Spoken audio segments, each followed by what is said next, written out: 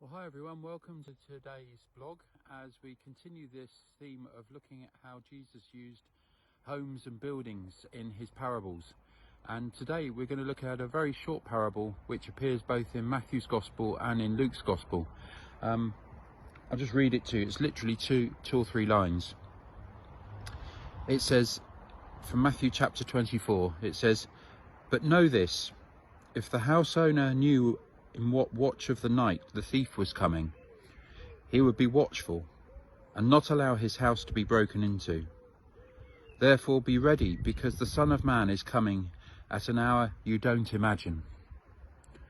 Now it can seem sort of quite shocking that Jesus is here comparing the Son of Man, which is a phrase that he used about himself. So this is about Jesus as being like a thief coming in the night, and that you should be watchful and be waiting in case he should break into your home. What does that mean? Well, I want to take you back for a moment. I don't know whether this has ever happened to you, but I remember when Jan and I were fairly new as a married couple, and we'd invited some friends that we'd made fairly recently from church and had started running a home group with to come to dinner. And we made the arrangements and everything like that. And it was going to be some weeks ahead, and life had carried on. And this particular evening, we'd sort of had a dinner usually at about, say, 6:30, something like that. And then suddenly, we'd settled down for the night. And then suddenly, about 8 o'clock, there was a knock on the door. And there were Barry and Suzanne with a bottle of wine saying, "Oh, we've come to dinner." And of course, we looked at each other and went, "Oh my goodness, we'd completely forgotten." And I don't know whether that's ever happened to you. There is a good ending to the story.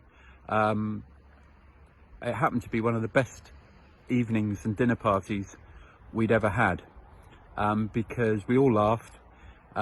We'd already eaten, but we cooked up some more food, and we made do amend. We'd had nothing in, but it all became, and they became lifelong friends. So this is strangely the point of the story in one sense. When Jesus is talking about keeping watch and being mindful, especially as Matthew records it, he's thinking mainly about an event that Jesus predicted, which was the destruction of the temple and the way the whole of Jerusalem and Israel were taken over by the Romans in AD 70. So it's quite specific. And that feels like everything's going to be destroyed. But what it reminded the Jewish people was that they had become complacent. They had taken God for granted. They thought God was going to be sorting everybody else out, never them. That God was totally for what they were trying to do, which was to build this huge house of God and actually shore up their own defences by their rituals and by their attendance and by their distinctiveness. To Jesus and to God, none of that matters. What matters, as Psalm 51 says, is what I desire is a humble and forgiving heart, not simply doing sacrifice.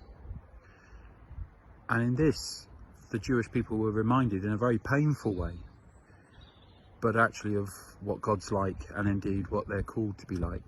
At one level, then, we should not take God for granted. We shouldn't say just because we're a Christian, or sometimes people say, "I come to church," as though that's somehow a badge that's like an insurance policy. That isn't how it is. It's not about attendance. It's not even about necessarily belief. It's about having this humble and forgiving and loving heart, which is what God desires in each one of us. And when we do that, strangely, when we encounter the dinner party scenario, whether we be the person offering hospitality or indeed the person who's on the doorstep and easily feeling affronted because we've been forgotten, we can get over ourselves and indeed discover that there can be the best of dinner parties and indeed the lasting of friendships. This is the message of this particular parable. It's ultimately a positive message, although it's in a shocking form, that Jesus would come as a thief. But a thief to save us, a thief to break in. The word for broken into in this context is actually to dig through our superficiality, our desire simply to live in comfort, our desire to justify ourselves, and actually to break in to who we really can become.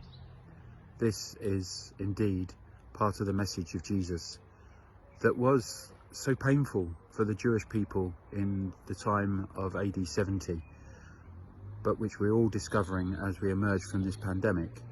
It's not what we own or what we do, it's who we are that really matters to God. So have a good rest of the day, and maybe invite people to dinner, and indeed remember that they're coming, and be watchful. God bless everyone. Bye for now.